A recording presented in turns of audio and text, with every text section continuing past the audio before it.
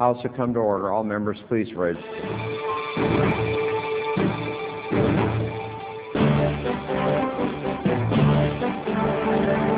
Welcome to the 80th session of the Texas House of Representatives.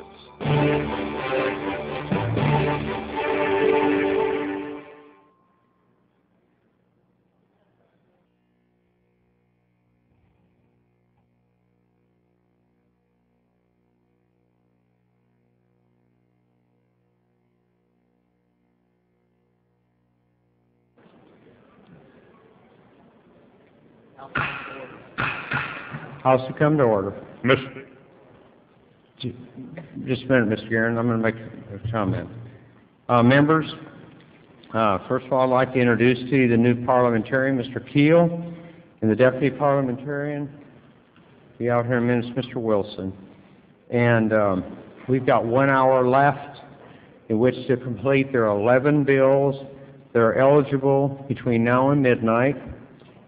And those are the only ones we're going to try to take up. It's up to you as members. We've got 11 bills that are eligible. Several of those are very important. One of them is the House Bill 15, which is a supplemental appropriations bill. And we're going to try and lay those out one at a time and try to take care of the state's business and get those done this evening before 12. Speaker, Parliamentary Inquiry. Parliamentary Inquiry, Mr. Guerin. Have Mr. Keel and Mr. Wilson been working on your behalf in your office this past week on any other matters? They've been working with me on a consulting basis. On a consulting basis for you, not for the House, is that correct? That's correct, Mr. And how have you decided that they should now be our parliamentarians? Within my discretion as Speaker, I've decided. It's within my discretion as Speaker to appoint them, and we needed a parliamentarian. I did. Did we not hire the parliamentarian in the resolution at the front end in January, sir?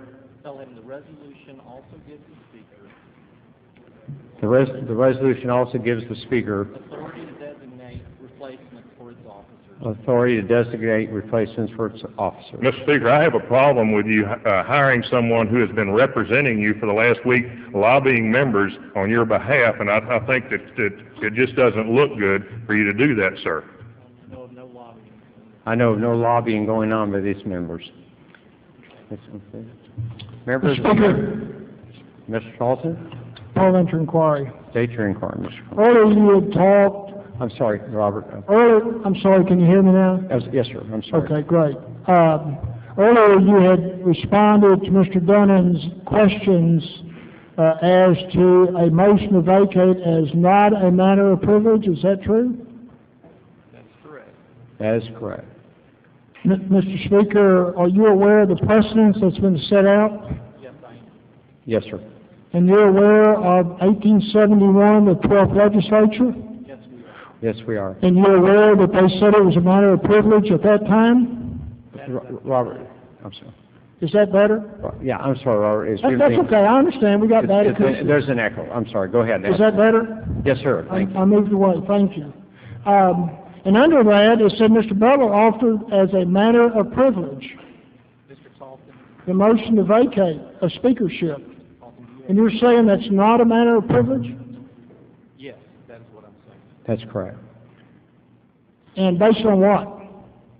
Tell him if he would like to put his inquiry in writing, we'll be glad to put my answer in writing. Mr. Charlton, if you'd like to put your inquiry in writing, we'll be glad to bring it down front.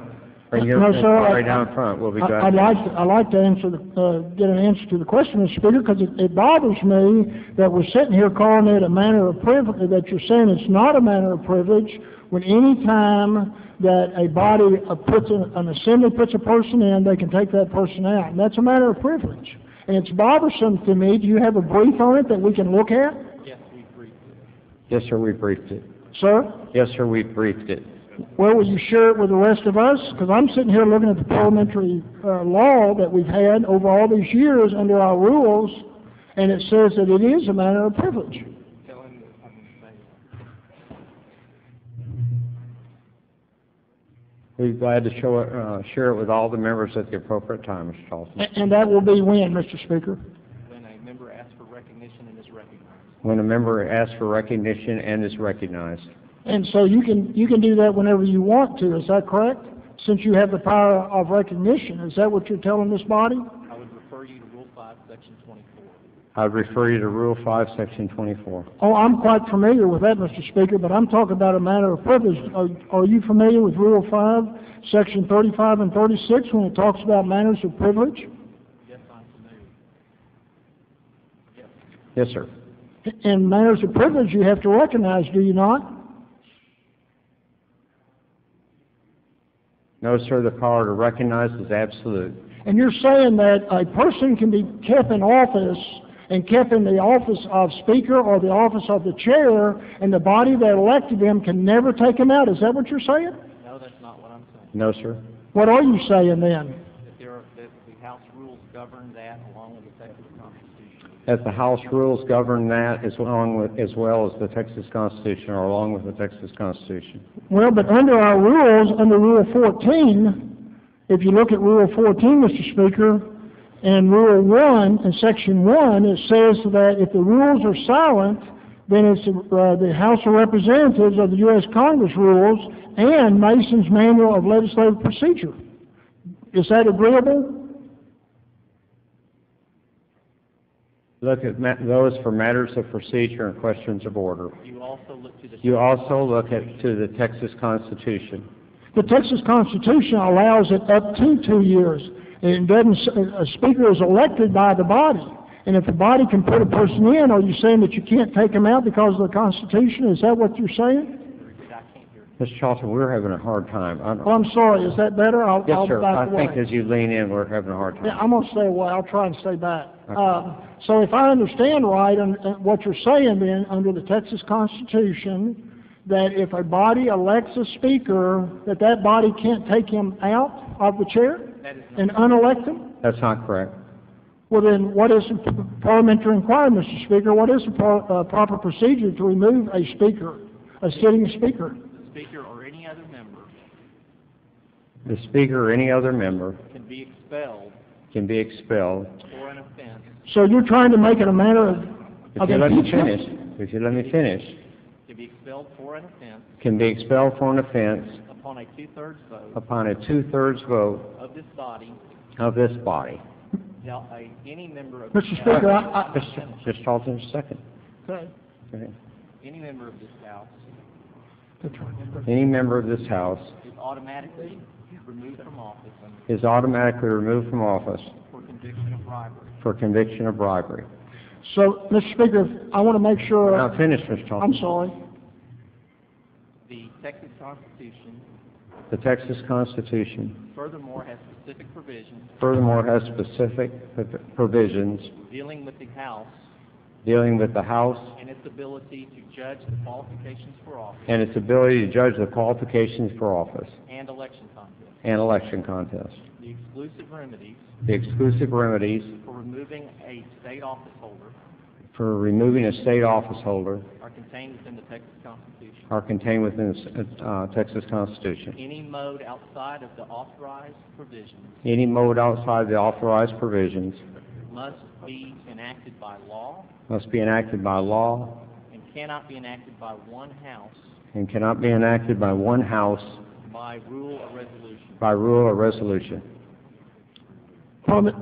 Is that all, Mr. Speaker, at this time? Yes, sir. All right. Then my next question is, are you saying that you have to impeach a speaker by two-thirds vote instead of a simple majority on a motion to vacate? Is that what you're saying? No, sir. No, sir. We would refer you We would refer you to to the Texas Constitution the Texas Constitution and the exclusive modes for removing a state officer and the exclusive modes for dismissing a state office holder that are contained within the Texas Constitution. that are contained within the Texas Constitution. And Mr. Speaker, parliamentary inquiry, will you make that brief available to the members today? Mr. Charlton, I'm sorry. Go ahead. Parliamentary inquiry, Mr. Speaker, will you make that brief available to the membership today? Tell him if we have the time. If we have the time, we'd like to go on. I think most members, Mr. Charlton, would like to go on and finish the the the items eligible, which I believe we stated earlier were 11. Mr. Speaker, parliamentary inquiry. State your inquiry, Mr. Did Garrett. we recess for over 2 hours without a motion to recess or a vote on that when you walked off the floor? We didn't have any items eligible at that time. Mr. Speaker, we could have had these conversations at that time, could we? And he had one that was eligible at that time. Did we not? Was there a motion to recess, Mr. Speaker? No, sir. And you just recessed without a motion. Is that correct, sir? And walked off the floor of the House. Is that correct, That's the sir? Speaker's prerogative to do that unless there's objection, Mr. Garrett. There was objection, Mr. Speaker. There was objection all over the floor of the House, and I know that you don't have a hearing problem that's that bad. Yes, sir. Mr. Speaker, did we also adjourn at 7:50, or excuse me, stand at ease at 7:50 to come back at 8 o'clock? I think we didn't adjourn, Mr. Garrett. No, we stood at ease at 7:50, and you said we'd come back at 8 o'clock. Is that not correct? Yes, sir. And we came back when, sir? I'm not sure. About 8:40? All the members of the House were here waiting on you, as I recall. Yes, sir. My other question, what happened to our other parliamentarians, Mr. Speaker?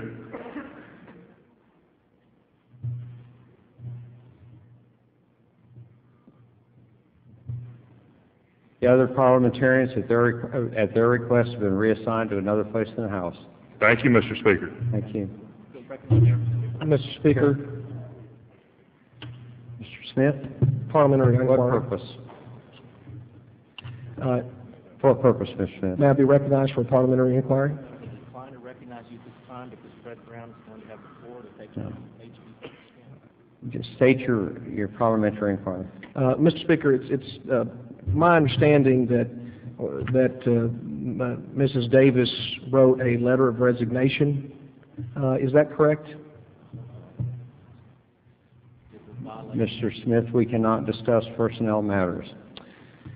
Would it be within the rules to provide that letter of resignation be placed in the House Journal? That would be up to the parliamentarian and deputy parliamentarian. That'd be up to the parliamentarian and the deputy parliamentarian. Who submitted those letters? I think we'd have to ask them. Okay. To the parliamentarian who submitted the letter? Correct. That's correct, Mr. Smith. It's my understanding that you did not even seek her advice in ruling on this particular question. Is that correct? Mr. Smith, that's not a proper parliamentary inquiry. That's not a proper parliamentary inquiry, Mr. Smith. Well, then let me ask, can I ask a question of you? State your inquiry, Mr. A parliamentary inquiry? State your inquiry, Mr. Smith. Will you, is that true or not that you did not even seek her advice on that particular ruling? It's not a proper parliamentary inquiry, Mr. Will you answer a question? No, sir, I will not. I need to move on to House. No, sir, we're going to move on to the calendar. Parliamentary inquiry. State your inquiry, Mr. Smith. It's my understanding that your position is that because the Speaker is a constitutional officer, that the Constitution provides the manner by which that officer may be removed. Is that correct? That's correct. I think Mr. Talton asked that just a few moments ago. You are aware of the fact that this is not the first time a sitting Speaker, that there has been an attempt to remove a sitting Speaker from our state's legislature, are you? That is correct. That is correct, Mr. Smith. And are you aware of the fact that in the only precedent of this particular activity in 1871, that the wording in the Constitution was effectively identical to the wording in the Constitution today, and the procedure that was followed in removing the Speaker is the procedure that we believe should be followed today? Correct, Mr. Smith. It's not the procedure that you are recommending and advocating today to this body. Is that correct? Your last statement was incorrect. Your last statement was incorrect, Mr. Smith. So is it your position that the Speaker at that time was removed pursuant to the impeachment articles in our state's Constitution? No, I did not say that. No, I didn't say that. Is it your position that the manner in which the Speaker should be removed, if he is to be removed today, is the same procedure that applied in 1871? There is additional constitutional provisions that did not exist in 1871. There are additional constitutional provisions that did not exist in 1871. Can you tell us what those constitutional provisions are and the extent to which they dictate a different result and when they were passed? Among others, Article 15, Section 7. Article Article 15. Article Section 15, Section 7, 7, and other provisions. and other provisions. Furthermore, Furthermore, the legislature of the House and Senate the legislature of the House and Senate have never enacted by law have never enacted by law since 1871 since 1871 any statute that would provide for the procedure to do what you are suggesting. any statute that would provide for the procedure that you're asking, of what you're suggesting. The legislature cannot by rule The legislature cannot by rule overrule provisions of the Texas Constitution. overrule provisions of the Texas Constitution. Go on the council. Is it your position that the Speaker may not be removed from office by the members who elect him? There are provisions to remove a speaker by the members. There are provisions to remove the speaker by members. And I've stated what those are. And I've stated what those are. Okay, and can you tell me again what that is? No, sir, we don't have, you can. Mr. Smith, we said we'd put this in the journal and submit it. I think that some members would like to go on with the state's business, and I'd be glad to visit with you after that, but I think it's real important in the next 45 minutes we take up several bills. Mr. Speaker, we've had 5 hours, excuse me. Are you finished? Yes, sir. We've had 5 hours For what purpose, Mr. Smith? to respond to your comments. May I? Parliamentary inquiry. Certainly. State your inquiry. State your inquiry, Mr. Smith. Where were you for the last 5 hours when this business could have been taken up? That is not a proper parliamentary. That's not a proper parliamentary inquiry, I don't think, Mr. Smith. You refer to parliamentary inquiry. State your inquiry. State your inquiry, Mr. You referred to Article 15, Section 7 regarding the removal of officers. Is that correct? In support of your position? I'm sorry, Mr. Smith. You referred, I believe, to Article 15, Section 7 in support of your position regarding the removal of officers. Is that correct? Among other provisions. Section 2, is it your position that impeaching the Speaker is one of the ways by which we can remove him from office under certain circumstances? Any member can be removed Any member can be removed, including the Speaker, upon a two-thirds vote upon a two-thirds vote in the House for offenses that that the House determines in a procedure to remove that member in a procedure to remove that member or speaker. or Speaker. Can you help me understand? We've already We've already answered this question answered this in question response to Representative Paulson. in response to Representative Talton. At this time, the chair goes on the calendar. Members, we're going to go on the calendar. We've got several items that are eligible, and we're going to take up these items Chair eligible. recognizes Representative Brown. Chair recognizes Representative Brown. Call up House Senate Amendment. Call up House Bill 610 with Senate amendments. Chair recognizes Representative Brown. Chair recognizes Mr. Brown. Thank you, Speaker.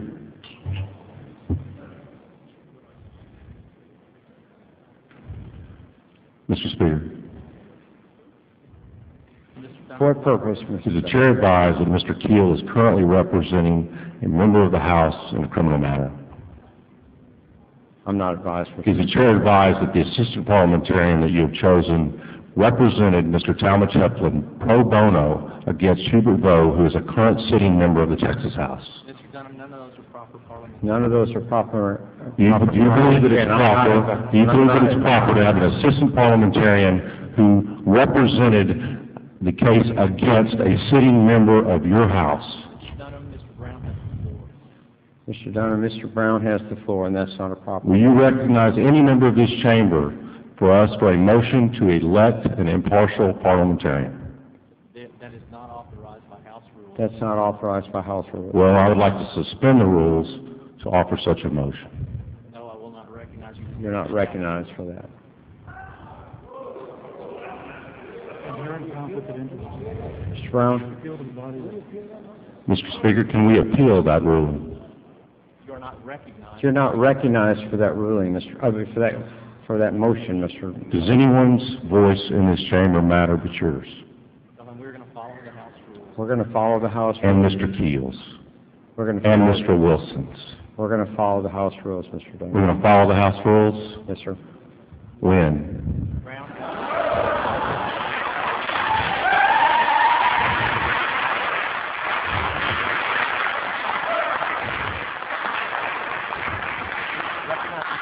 This is my chamber too, Mr. Speaker. Chair recognizes Mr. Brown. Mr. Speaker and members, I call up House Bill 610 with Senate amendments. Chair lays out House Bill 610. Clerk, read the bill.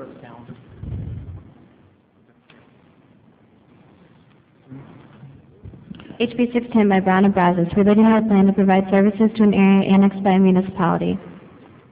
Chair recognizes Mr. Brown.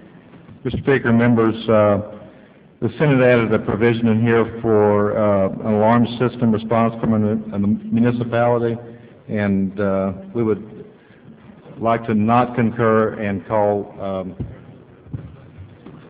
a conference committee.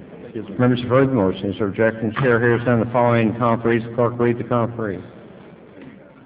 Conference Committee on HB 610, Brown of Brazos Chair, Isett, Brown of Kaufman, Hancock, Howard of Travis. Chair lays out.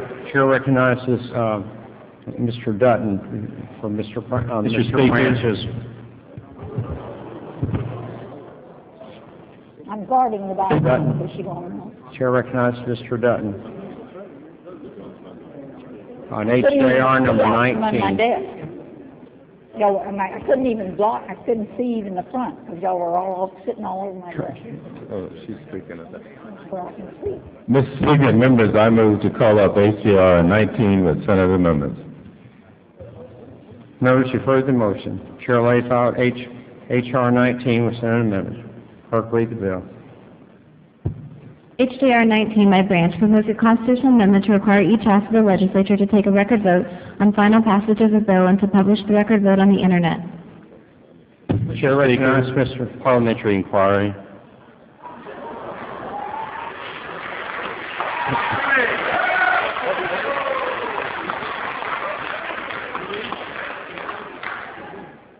Mr. Pitts, Representative Dutton has the floor. Why don't you let him finish his position on the bill?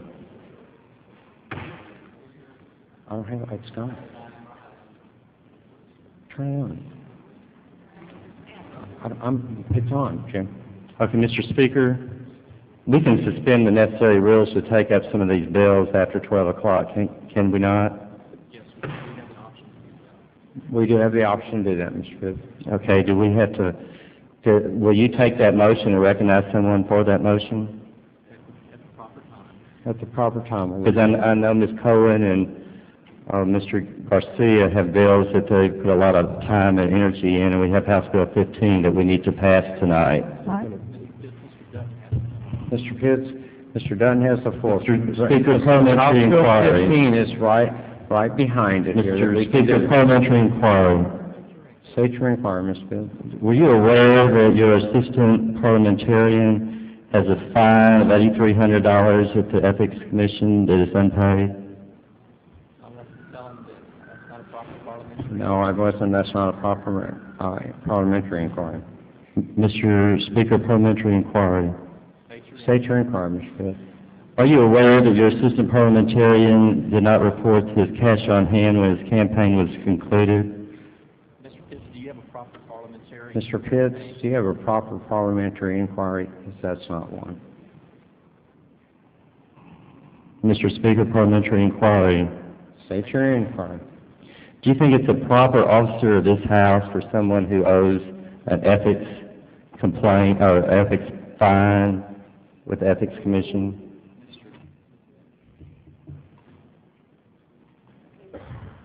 Mr. Pitts, you need to yield the floor to back to Mr. Dutton. He had the more. Mr. Speaker, as soon as I receive the answer.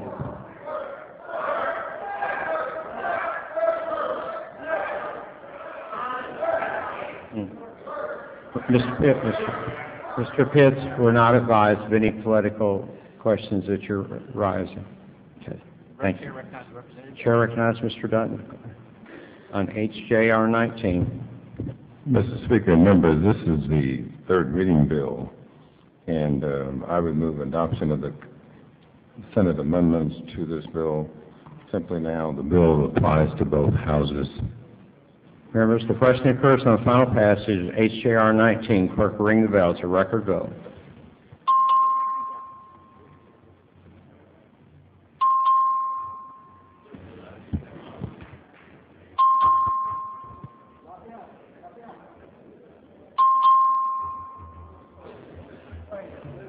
Have all voted?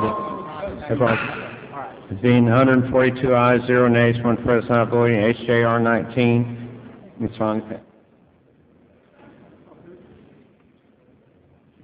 Mr. Speaker. Just a moment, Mr. President.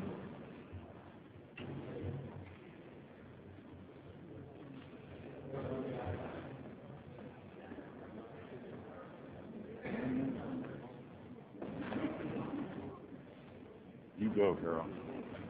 Chair recognizes Representative Caligari. Mr. Merritt, for what purpose? Mr. Speaker, Parliamentary inquiry. Say to inquiry. We have had a ruling by the Parliamentarian, Rule 5, Section 51A, when we were electing our officers, and that ruling, as I interpret it, said that we conduct ourselves outside the Constitution, and Phil King raised a point of order against the further consideration of Article 3, Section 12 of the Texas Constitution and Rule 5, Section 51 of the Temporary House Rules, and the chair overruled the point of order, stating in part that the Supreme Court had determined that the Senate could proceed by a secret ballot in the Texas Senate, and that we would operate by our own rules and not by the Constitution. And I would like to raise that point of order to allow us to move forward with the proceedings of the House. Mr. Merritt, the proceedings of the House are moving forward. Mr. Speaker.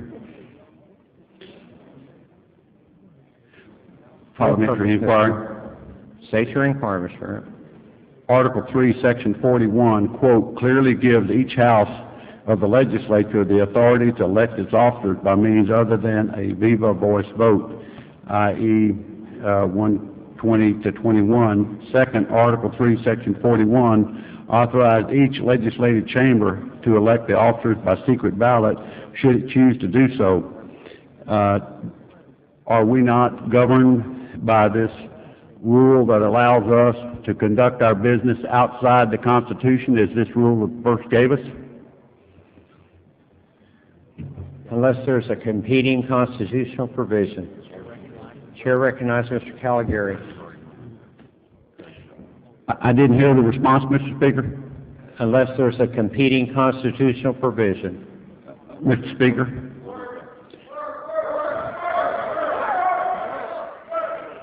Mr. Speaker.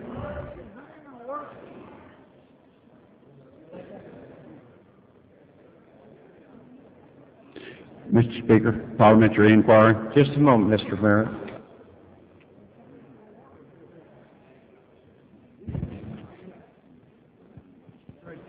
Mr. Chisholm.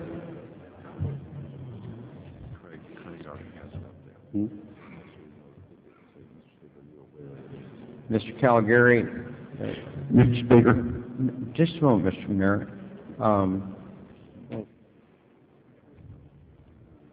The bill is temporarily withdrawn. Mr. Merritt, what say? Furthermore, Mr. Speaker, are you aware that there is a standing objection already at your desk to object to adjournment? We're aware of that, Mr. Merritt. Yes, sir. Furthermore, on the conducting of the business, the arguments based on the policy concerns for or against the secret ballot are not for the court to consider. The Constitution, by allowing but not requiring a secret ballot, commits that the choice is be of the chamber. Mr. Speaker, I believe that we control our rules over and above what the Constitution says by this ruling that we had on the very first day of the session. Is that correct?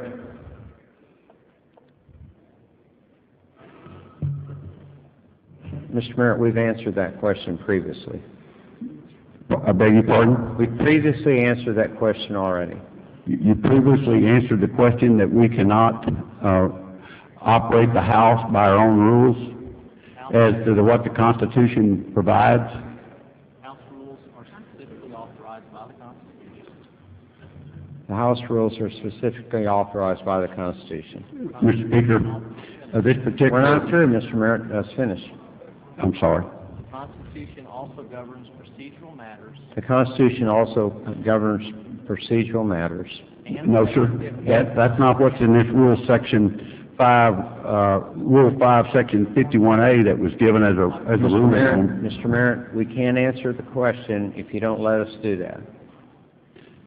Mr. Speaker, is the Constitution clear that arguments based on policy concerns for or against the secret ballot are not for the officer to consider, but are rather properly and wisely entrusted to the members of the Texas House? In short, the members must make this determination themselves, and I believe that's in Rule 5, Section 51A, or 51. And I don't believe the parliamentarian was aware of that when he made that ruling. This is something that was made this year.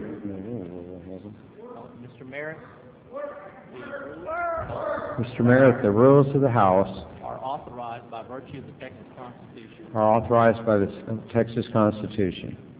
Answer your question. Now, Thank you. I recognize Mr. Chisholm. Mr. Speaker, I move to call up House Bill 15 with Senate amendments. Chair lays out HB 15 with Senate amendments. Clerk, read the bill.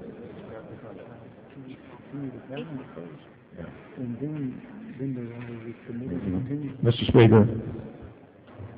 Mr. Hill, for what purpose? Parliamentary inquiry. Mr. Hill, let me just ask Ms. Morrison a question. We're approaching the hour of midnight. Parliamentary inquiry, Mr. Speaker. Yes, sir. Yes, sir. State your... Will you allow us to suspend the rules so that we can continue to do our work, or are you going to shut us down at 12 o'clock? Mr. Hill, we'll have to take that bill by bill, and that'll be up to the House. But that's your intent to let us continue on? Of the 11 bills that were eligible, that's correct. Up until when? There were 11 bills eligible to be done between when we started in midnight, and those bills, yes, sir. It is right now midnight. Well, okay, by that clock, it's 2 minutes till, Mr. Hill. So Which clock is the official clock? I'm not sure, Mr. Hill. I believe the one behind you, as I said, Mr. Hill. But it doesn't really matter. I'm not going to argue with you over it. All right. So what you're going to do is take care of Ms. Morrison's bill, which is before us right now. If we get to it before that clock strikes 1 more minute, and then we can do these others one by one, if members want to suspend to bring them up. Or we can suspend on Ms. Morrison's bill if we don't make that time. That's correct. Okay. Well, let's go ahead and do that. We're going to take a vote on Ms. Morrison's bill? I don't mind. All right, members, the question occurs. Members, the question occurs on the, where's Leah? suspend the rules? Take up the next bill. Do not concur and appoint a conference committee. Is there objection? Yes, there is objection. Turn around and look behind you. The following conferees, clerk, read the conferees.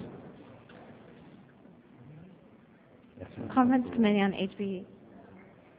There being 93 ayes and 15 nays, 1 present not voting, the motion fails.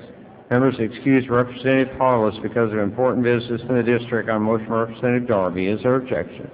Chair, Mr. Speaker.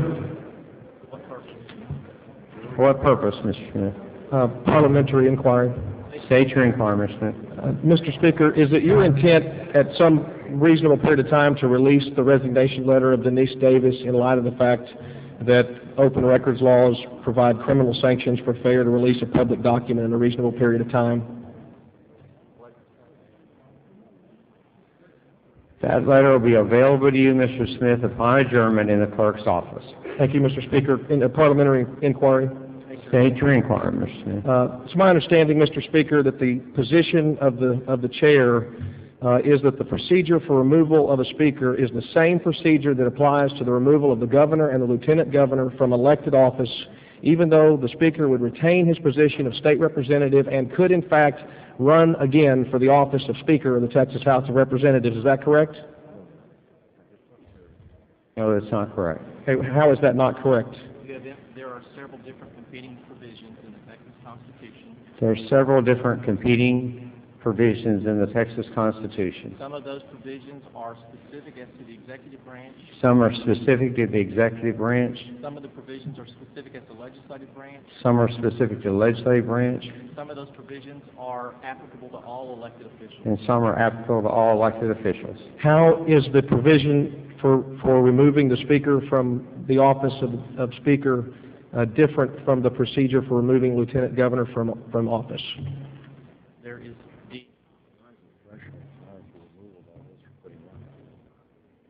the difference is that the rules of the Constitution provide for a specific method to remove the lieutenant. Provide for a specific method to replace the lieutenant governor. The other methods relating to the Texas House of Representatives. The other methods relating to the Texas House of Representatives set out specific ways that apply to all members, including the Speaker. That apply to all members, including the Speaker. How do those provisions that apply to the Lieutenant Governor differ from the provisions that you have suggested apply in this instance? Just a moment. We refer you to Article 3, Section 9. Read paragraph A. You should read paragraph A And paragraph B. and B. And furthermore, several other provisions of the Texas Constitution. You should look at several other provisions of the Texas Constitution. Just a second, Mr. Smith. Including as follows. Article 16, Section 5. Article 16, Section 5. Article 3, Section 8. Article 3, Section 8. Article 15, Section 7. Article 15, Section 7.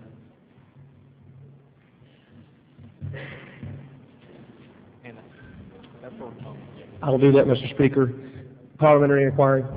State your inquiry, Mr. Smith. Mr. Speaker, if you were presented with a petition that was signed by a significant majority of the members of this body asking for your resignation, would you submit to the indisputable will of this body?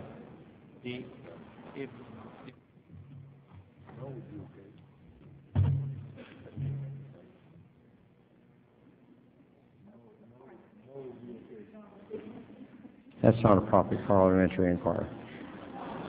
Mr. Speaker, parliamentary inquiry. State your inquiry, Mr. Pitts. Mr. Speaker, can you tell us, I think you've said this before, but did Mrs. Davis ask to be reassigned in your office? That is correct. That is correct, Mr. Pitts. And then Mr. Greasel the same? Yes, that's correct. That's correct. Mr. Speaker, would that be a cause why members of your office escorted Mrs. Davis and Mr. Greasel out of their office and locked them out of the office? We're not advising that. I'm not advised of that. You're not aware that your office escorted Mrs. Davis and Mr. Greasel out of their office? We don't know that. We are not advised. I'm not advised. Members, we have one more bill left on the 11 that we originally started with. Mr. Haggerty?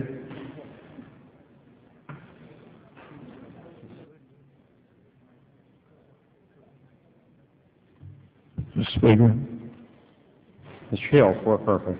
a parliamentary inquiry. State your inquiry. Would you have a conversation with me? Pardon me. Well, then he say we have a conversation.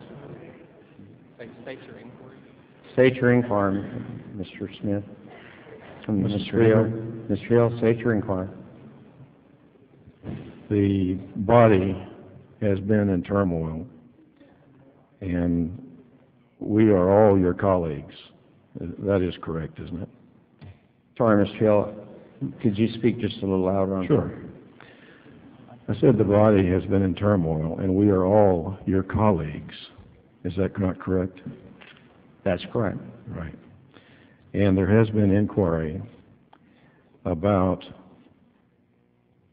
a motion, if a motion were made, to ask you to vacate the chair. And you have deflected that inquiry by stating certain rules, etc. There is controversy over whether or not those rules are accurate. Let me read a motion to you. Pursuant to House Rule 5, Section 35 and 36, is a question of privilege. I move to declare the office of Speaker vacant. Pursuant to paragraph 2, Section 580 of Mason's Manual of Legislative Procedure, I further request that the Speaker pro tem be placed in the chair while this matter is decided. Would you accept that motion? We'll not recognize you for that motion. Mr. Speaker, Mr. Hill, for what purpose? I would like to ask that the body have an opportunity to overrule the decision of the chair. Pursuant to Rule 5, Section 24. Pursuant to Rule 5, Section 4. 24. It's 24, excuse me. Rule 5. That is not appropriate. Rule 5, Section 24. Rule 5, Section 24, that's not appropriate, Mr. Hill. There is no such motion, are you saying that? That's an acceptable motion to overrule this chair?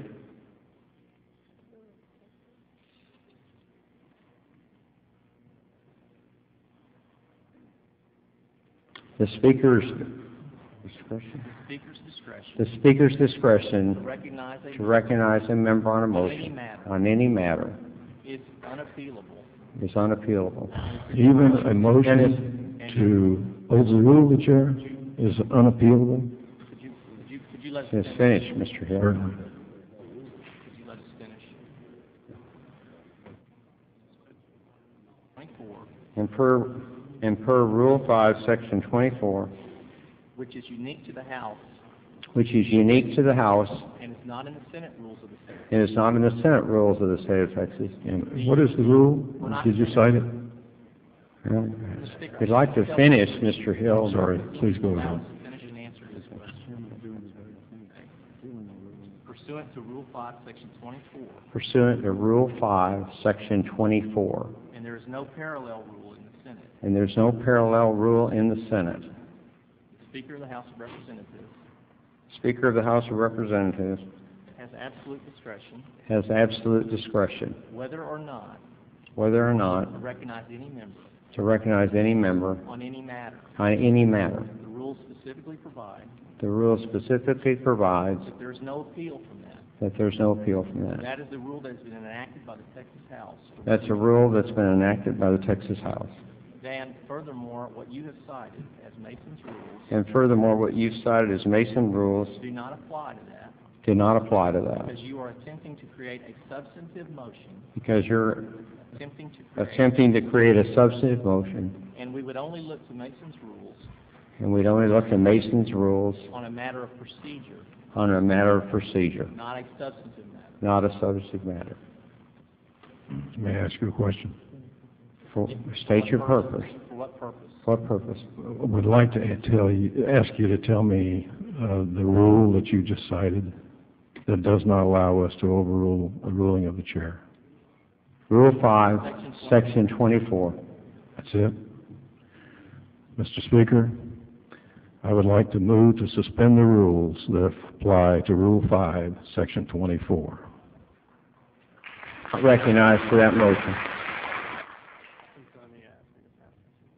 I'm sorry I didn't hear you, sir. You're not recognized for that motion. Members,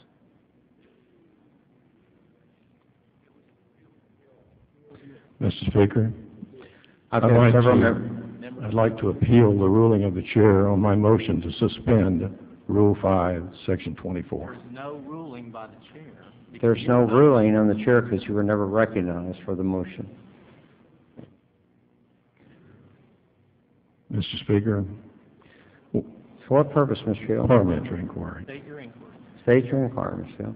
You know that we all want to abide by the rules, and so that's why we have these documents to work with. But it appears that the rules don't cover every situation. Is that correct? Mr. Hill, the rules are not, the rules cover every situation. Mr. Hill, the rules cover every situation. If they do not, Then you look to substantive law then you look to substantive law of the state That's of correct. of the state of Texas and the Texas Constitution, and the Texas Constitution, which supersedes any which law. supersedes any law or rules. I understand that, and that is why I quoted from Mason's in this motion, because that is one of the documents that we fall back on when our set of rules are silent on an issue.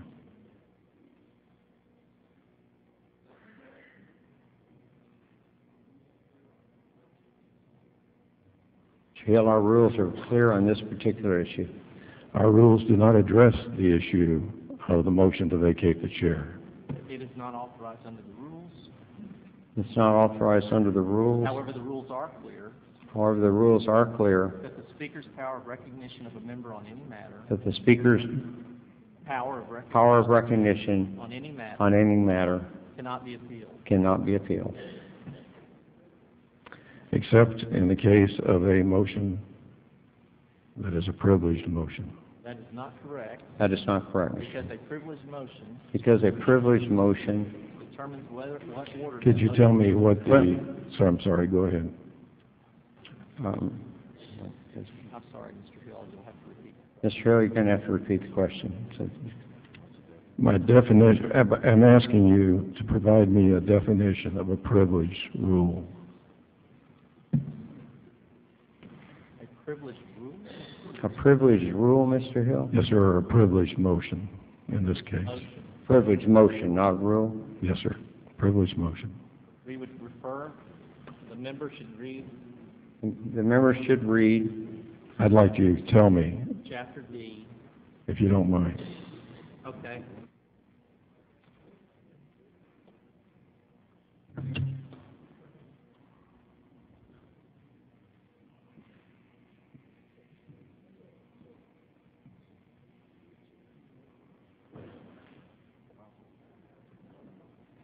Mr. Hill, it's Chapter D, questions of privilege, Section 35, questions of privilege defined, 1 and 2.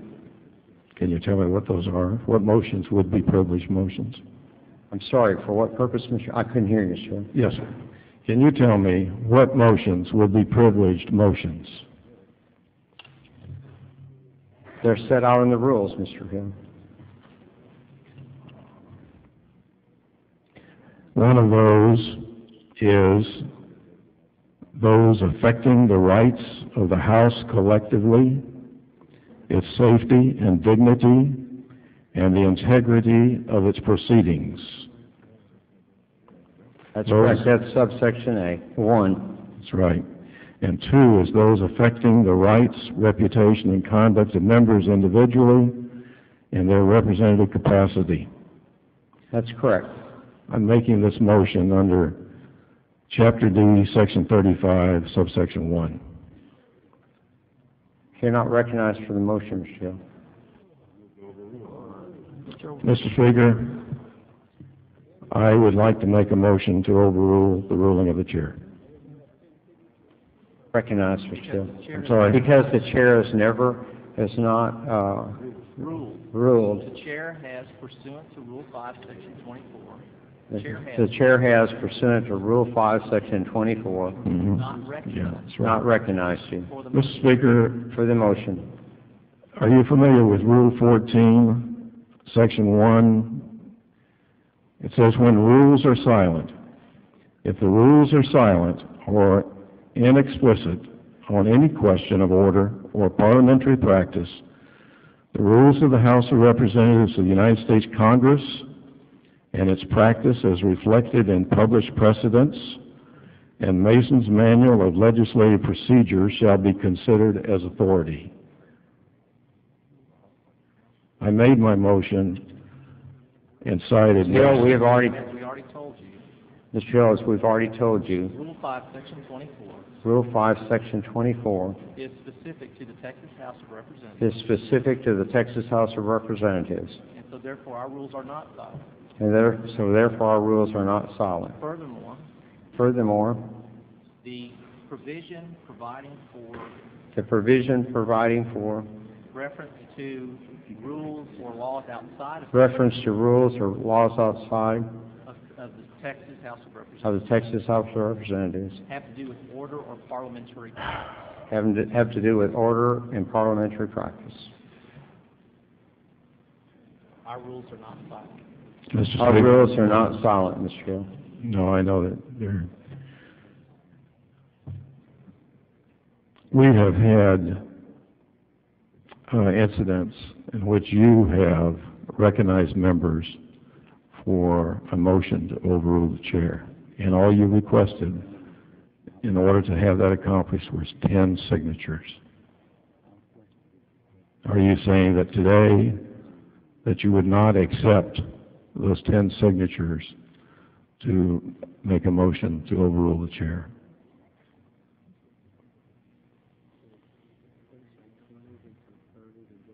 Mr. Hill, you're confusing a ruling with a decision not to recognize. At what level of signatures would you recognize us?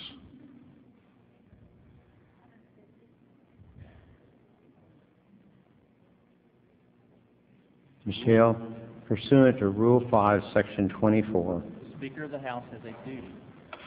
The Speaker of the House has a duty To exercise his discretion. to exercise his discretion As to whether or not he will recognize a member on any matter. as to whether or not he will exercise, Whether or not he or whether or not he will recognize a member on any matter. on any matter. So that's your final statement in regards to an appeal from your members, We are going to abide by the is that you won't recognize them? We're going to abide by the rules of the House. Your final statement is that an appeal from your members, you will not recognize them for that. if the rules do not allow it. The rules do not allow an appeal. They don't allow you to. I'm sorry, I didn't hear that. Did you say they don't allow you to recognize a member for that purpose? Section 24 Rule 5, Section 24 specifically states there is no appeal from the Speaker's decision whether or not to recognize a member on any matter.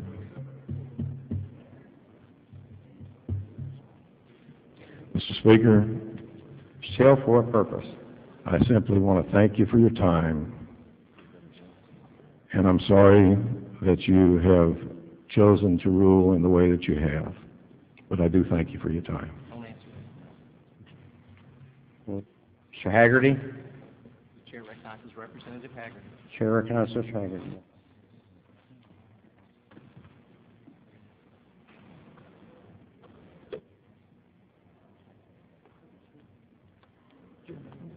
Mr. Speaker,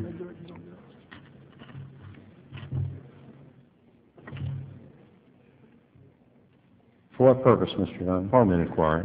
State your inquiry, Mr. Dunn. Earlier, I provided you with a copy of Rule 11 from the 62nd Texas Legislature, and I had asked you to read that provision regarding recognition and appeal of recognition, which is Section 3, and compare that with Rule 5, Section 24 that you've been citing today, and have you determined whether or not they're identical?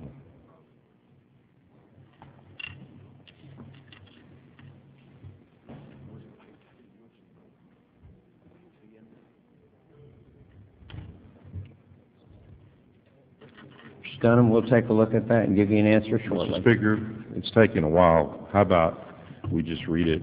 If you would mind pulling up your copy of Rule 5, Section 24. I'll read Rule 11, Section 3 from the 62nd Legislature because I think it is on point. Because it's my understanding the chair's justification for not allowing an appeal is that rule, and I'd like to know if it's exactly the same as it was in the 62nd Legislature. We have not had a chance to answer. Mr. Dunham, we've been trying to get through the bills of the House, and we've now had time to look at your... And I will vote to suspend the rules until dawn for those bills, Mr. Speaker, but... We just have one left, Mr. Dunham. I understand that, and I have a feeling that we might not have a quorum after that, so I'd like to ask this question now. Okay. Rule 11, Section 3 from the 62nd Legislature says, there shall be no appeal from the Speaker's recognition, but he shall be governed by the rules and usages and priority of entertaining motions from the floor. When a member seeks recognition, the Speaker may ask, for his information, for what purpose was the gentleman rise, or for what purpose does the gentleman seek recognition, and he may then decide if recognition is to be granted. Is that the same as the rule as it exists today?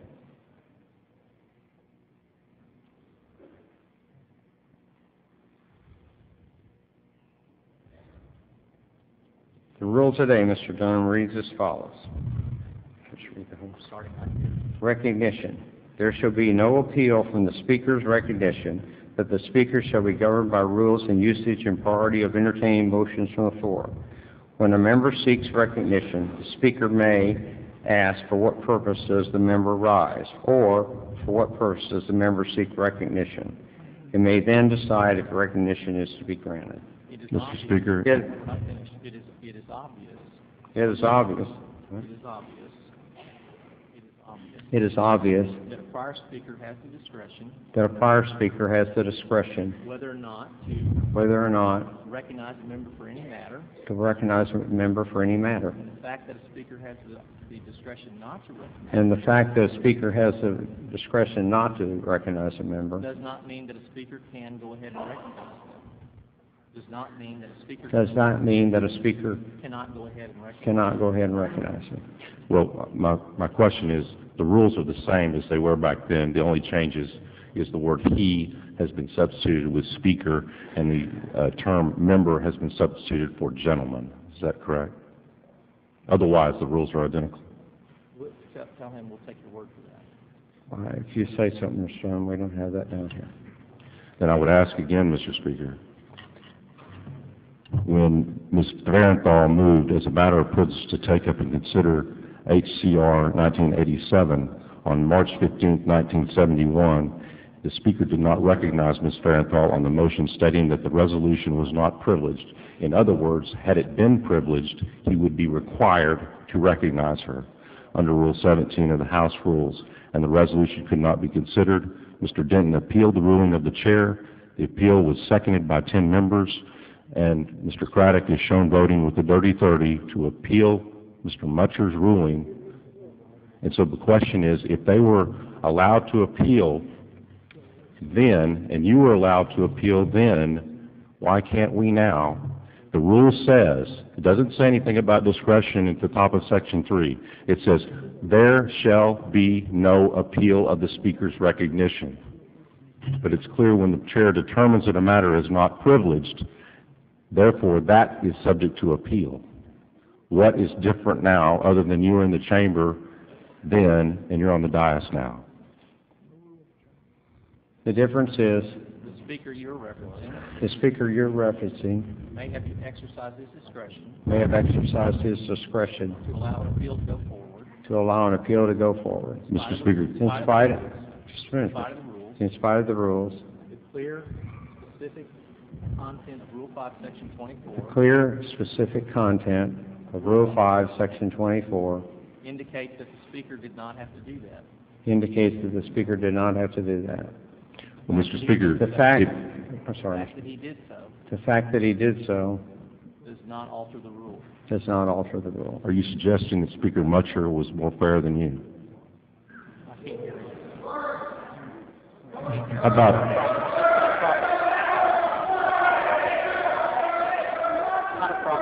Mr. Dunham, that's not a proper. Well, let me ask if this is proper. You've said that he used his discretion. If you read the sentence, it says, "There shall be no appeal from the Speaker's recognition." It doesn't say he has discretion either way.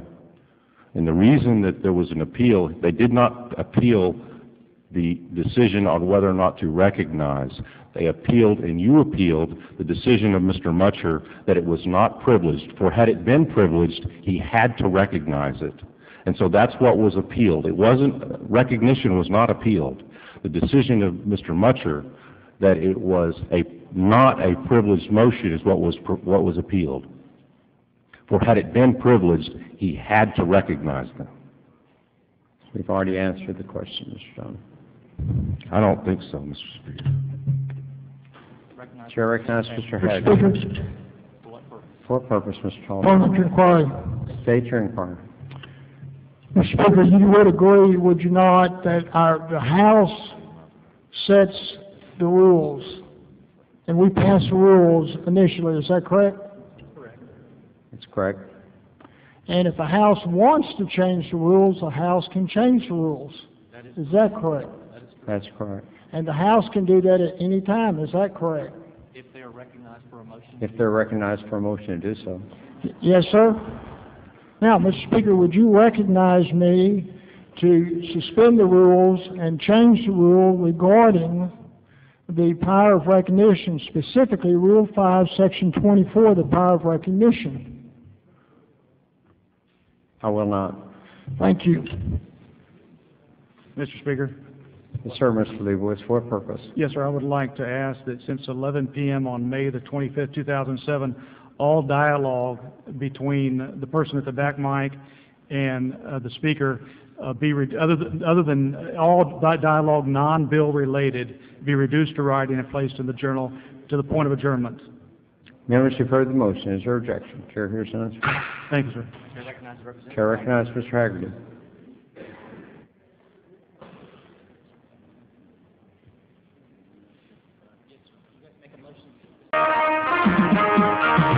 This concludes this session of the Texas House of Representatives. For more information, go to our main website at house.state.tx.us and visit our Kids House website at kids.house.state.tx.us.